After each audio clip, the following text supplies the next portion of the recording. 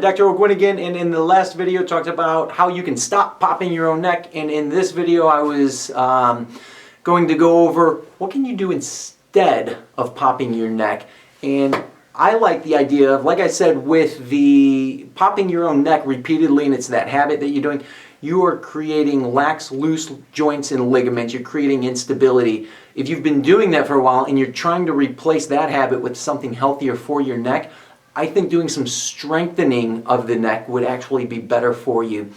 Before we talk about the strengthening though, let's go over some popular or some common imbalances. And sometimes people who want to crack their own neck, they're actually tighter in through here than they realize. So some stretches that people can do is to put their arm behind their back that's going to pull this shoulder down and back here. And they're going to stretch in here by bringing their ear over to this shoulder, and you're almost going back, meaning you're not doing that necessarily, you're doing that there.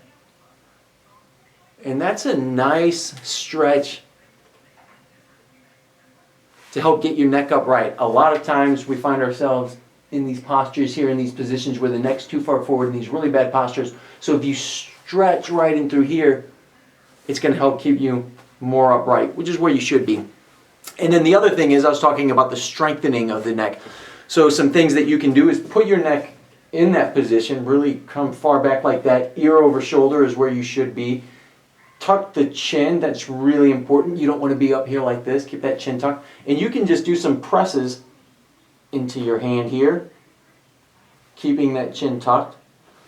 You can keep your neck in that position there and press your head into your hand here, tightening up those muscles, strengthening your neck, press in this side, and then lastly, you can press your neck back that way there. Sometimes I'll use, sit up against a wall, be sitting and do that there. In your car, you can use a headrest and press back against the headrest. So those are some really simple, easy things that you can do to strengthen the neck and try to replace that bad habit of popping your neck.